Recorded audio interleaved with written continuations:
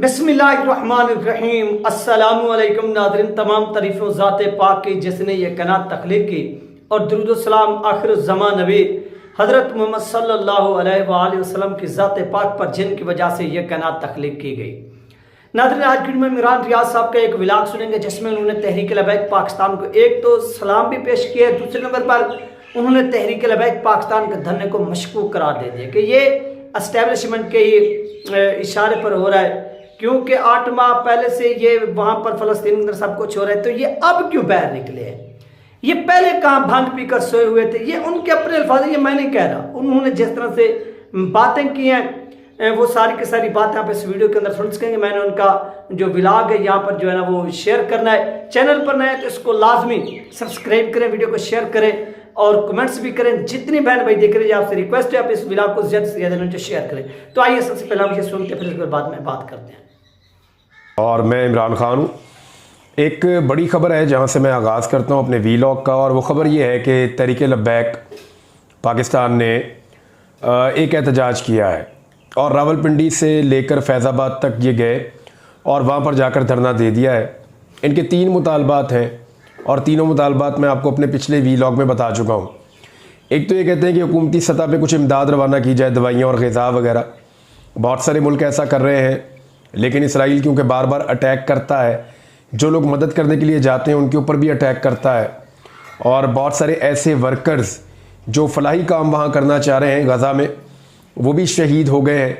तुर्की मदद कर रहा है, आसपास के बहुत सारे मुसलमान मुल्क मदद कर रहे हैं, यूरोपियन कंट्रीज़ मदद कर रही हैं, अक़वाम मुत्तहिदा मदद कर रहा है और पाकिस्तान को भी मदद करनी चाहिए। एक तो इनका ये मुतालबा है और ये कोई ऐसी बड़ी बात नहीं है जो हुकूमत ना माने।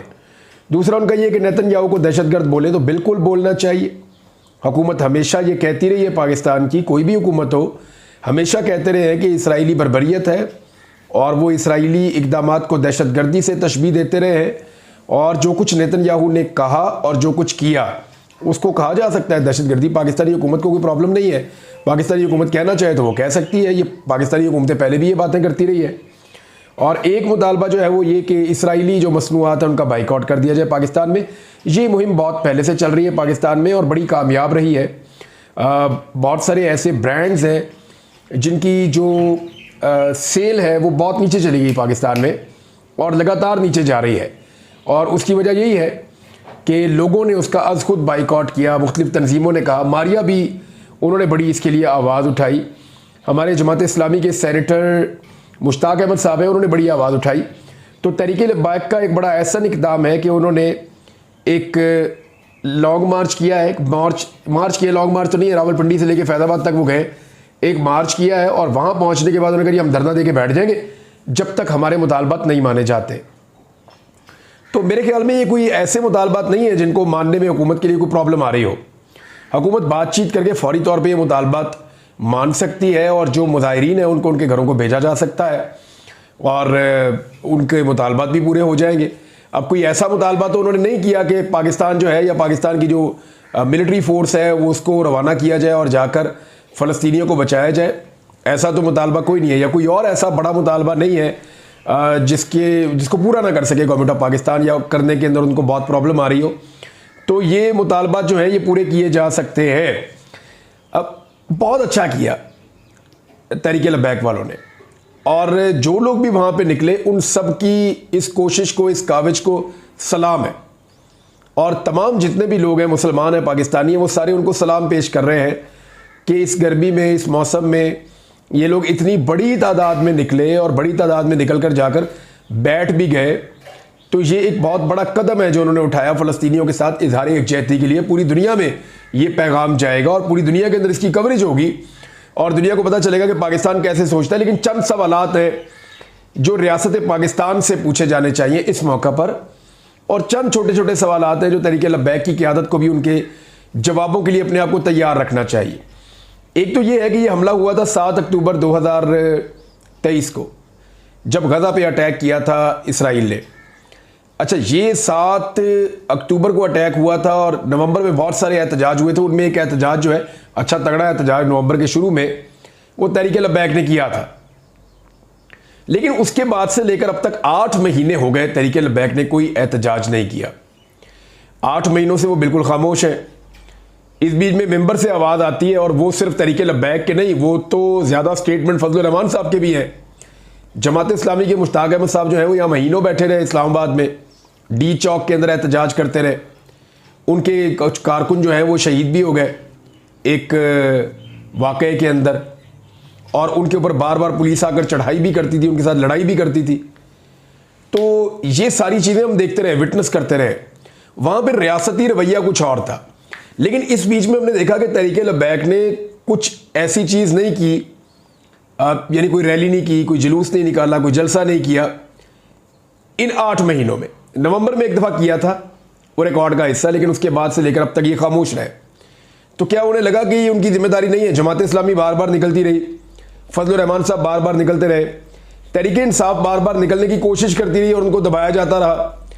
यानी मुझे अच्छी तरह याद है कि एक वाक़या हो गया था, मुझे आज सिद्दीक जान ने शायद बताया, याद दिलाया दोबारा, कि कुरान पाक की बेहरमती के खिलाफ पाकिस्तान तहरीक इंसाफ ने अनाउंस किया था कि हम कुरान खानी करेंगे बाहर निकलकर, और तहरीक इंसाफ के लोगों को कुरान खानी भी नहीं करने दी गई थी। मैंने वो मनाज़िर भी देखे हैं और ऐसी चीज़ें सुनी हैं कि फ़लस्तीन का झंडा लेकर जो लोग जा रहे होते थे, उनसे जो सिक्योरिटी फोर्सेस के लोग हैं वो इस वजह से कि ये पाकिस्तान तहरीक इंसाफ की कॉल के ऊपर लोग निकले तो उनसे फ़लस्तीन का झंडा भी ले लेते थे। ये भी वक्त मैंने देखा है। और मैंने ये भी देखा कि पाकिस्तान तहरीक इंसाफ ने जब जब एहतजाज के लिए कहा, तहरीक इंसाफ को फौरी तौर पे जो ज़िली इंतज़ामिया उन्होंने मना कर दिया। ना सिर्फ मना कर दिया बल्कि बार बार दरख्वास्त बाजी के बावजूद इजाज़त नहीं दी। मार्च और रैली तो एक बहुत दूर की बात है। और उसके बाद वो अदालतों में जाते रहे, अदालतों की मुदाखलत के बावजूद इजाज़त नहीं दी गई। और ये एक दफ़ा नहीं, मल्टीपल टाइम अलग अलग शहरों में ये चीज़ें होती रही हैं। हम ये देखते रहे, चाहे वो फ़लस्तीन के लिए निकलना चाहे, चाहे किसी और कॉज के लिए निकलना चाहे, महंगाई के खिलाफ निकलना चाहे, कोई और पुरअमन एहतजाज करना चाहिए, उनको इजाज़त नहीं मिली। लेकिन जब तहरीक लब्बैक के लोग निकले तो कुछ सवालात हैं जो अब 38,000 फ़लस्तीनी शहीद हो चुके हैं, इससे ज़्यादा। जो कल रात तक की रिपोर्ट है, उस रिपोर्ट के मुताबिक तो 38,500 के करीब फ़लस्तीनी शहीद हो चुके हैं, जिनमें बच्चों की तादाद बहुत बड़ी है, ख़वातीन भी हैं, ख़वातीन की इस्मत दरी के वाक़यात भी हुए हैं, डॉक्टर्स जो हैं उनको शहीद किया गया है, और ये चीज़ें हम रिपोर्ट करते रहे हैं। यानी अगर आज तहरीक लब्बैक वालों को ये लगता है कि ये चीज़ें रिपोर्ट नहीं हुई, तो उनके पास जितनी इन्फॉर्मेशन है वो मीडिया के थ्रू ही आई है।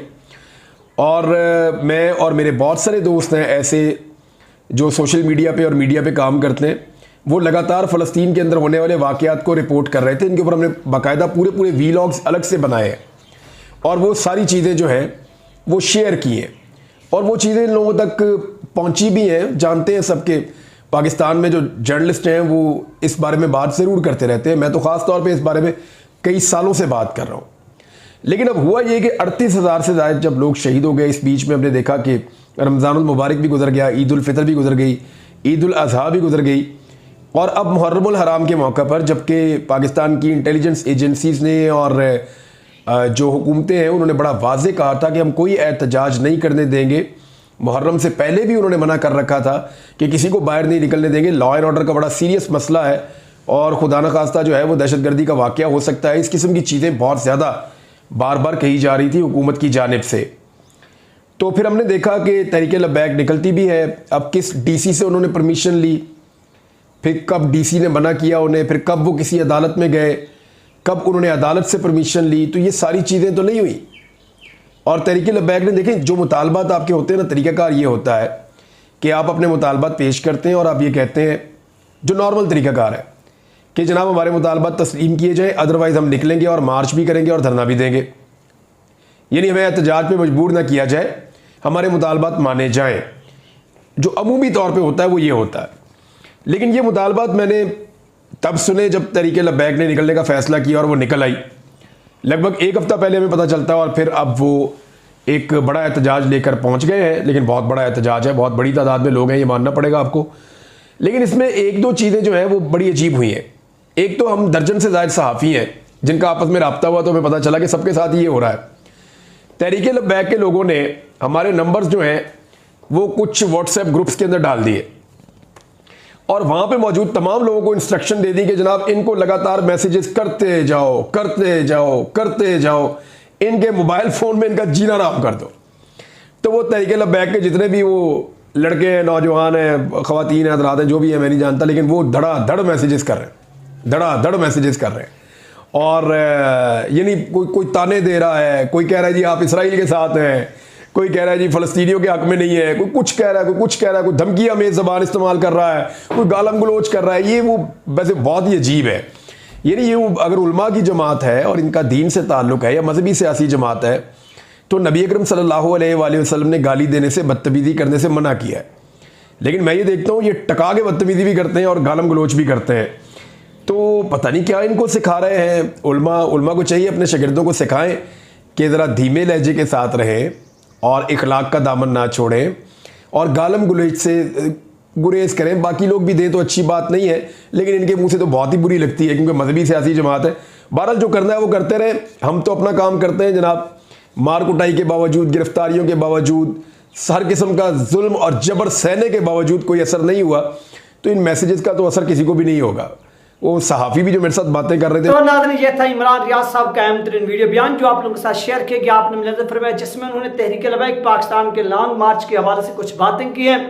लेकिन इमरान रियाज साहब को एक बात की वो मिस्टेक हुई है, वो गलती हुई है, ये कि तहरीक लबैक पाकिस्तान ने इस मार्च की अनाउंसमेंट ईद कुर्बान से पहले की हुई थी, यानी ये मुहर्रम से, यानी इसके इब्तदा और ये मुहर्रम के अशरे में।